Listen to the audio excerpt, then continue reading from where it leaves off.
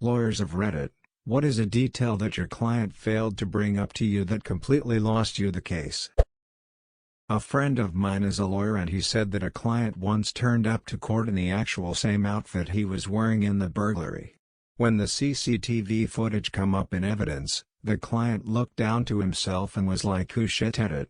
My first ever awards, cheers." Unfair dismissal case. The client claimed to have been dismissed without reason or following procedure. After we had started the case, it comes out that not only was he given 3 written warnings but he was also called in for a disciplinary hearing before his dismissal. Don't lie to your lawyer. Not a lawyer yet, but I clerked for a DOS office throughout law school. Obviously we don't have clients, but I'll never forget this kidnapping case I worked on. It involved 2 Asian male defendants who were both the same age and looked relatively similar. Witness is on the stand and is asked to identify where the defendant who pushed a newsie into his face is seated. It's clear the witness is having trouble differentiating the defendants. In a true moment of brilliance, one defendant raises his ducking hand and basically points to himself like, "Right here, bud." Hands down the dumbest shit I'd ever seen. I thought his defense attorney was going to have a brain aneurysm. That he filmed his offenses for his YouTube channel. The cops didn't even know, a witness brought it up on day 3 of a trial. It was a nice quick change of plea that afternoon. I'm still a law student and this happened during my first internship at a court. A girl among other people was charged with drug possession, but because she had thrown away the drugs and the police couldn't prove that she bought or owned the drugs, it could have been one of the other people as well who still had drugs on them.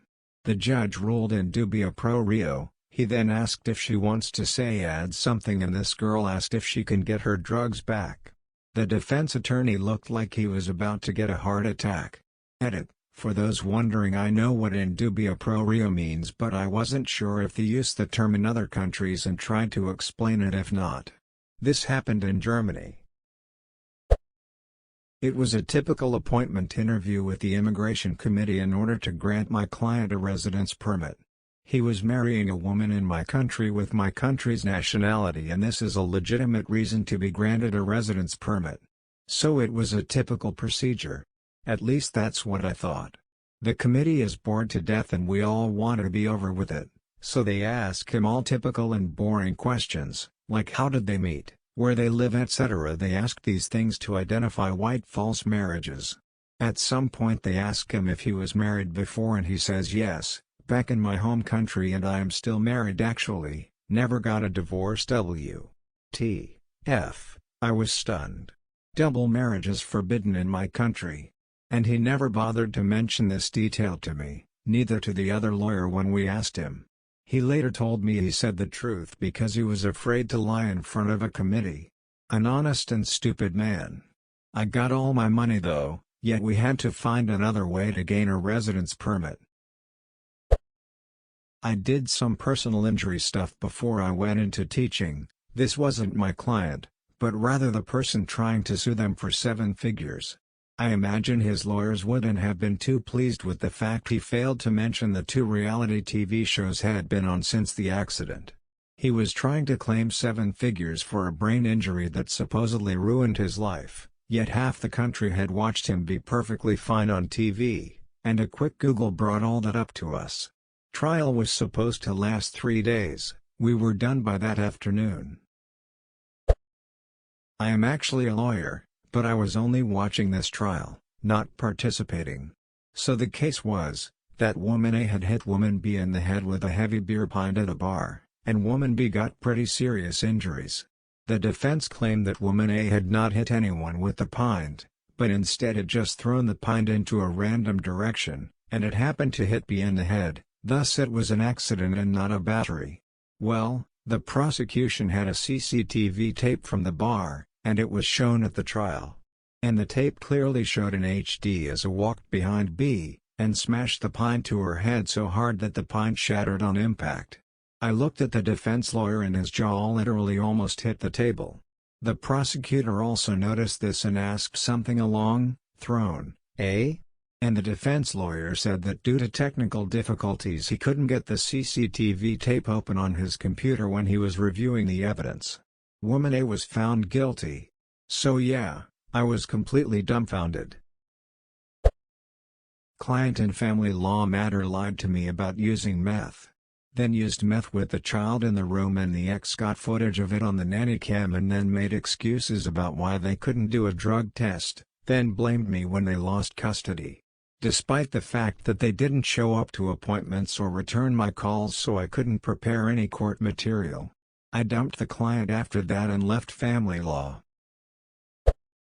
A defendant was written a cell phone ticket while driving and defended himself.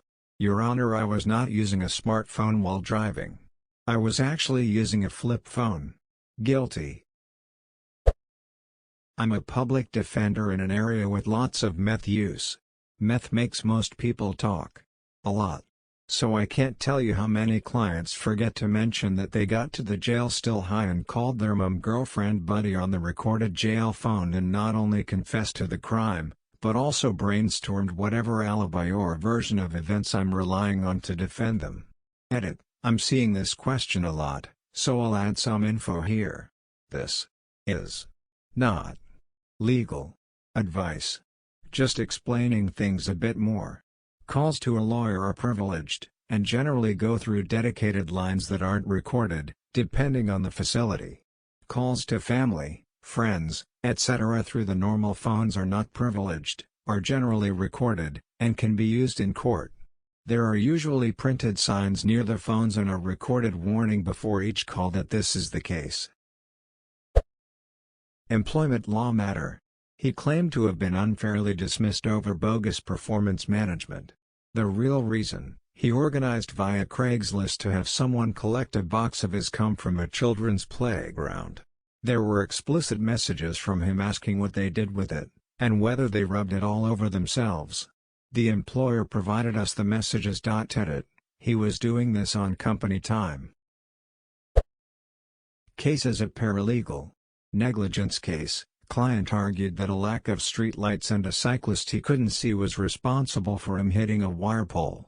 Upon discovery, the first respondent's report indicated that they found the driver in the driver's seat, pants down, with porn playing on the phone. Wasn't difficult to figure out who was negligent at that point. Not a lawyer, law student, and not exactly what you asked for. But I feel like it fits here anyways. We read about a criminal case in which there wasn't enough evidence to convict the suspect, so the suspect was not guilty due to reasonable doubt, and he responded, "Thank you, Judge, I'll never do it again." De went into appeal and got convicted. Not mine, but a client forgot to mention to her lawyer that the reason for the divorce was because she was recording all her duck sessions with her lover and sent it to her husband while said husband was attending her mother's funeral. Addendum: just got back from an errand and was shocked by the amount of replies and questions. First up, adultery is considered a crime. The husband came to the funeral from another state while his wife was supposed to be there. He didn't find her. The video was sent to the husband because in the mind of the wife, if she humiliates him he'll be so emasculated he'll let her have everything if they divorced. Also, she didn't just send it to him, she sent to his friends and family and some of her friends' family. It was thought she was either on drugs or just very vindictive. Her lawyer wasn't happy when he found out about the videos, he just thought it was a normal divorce. I was involved in a hit-and-run car accident. My leg was pretty mangled. However, the driver of the car was caught. Turns out he was a rich kid who was driving his mom's convertible Porsche.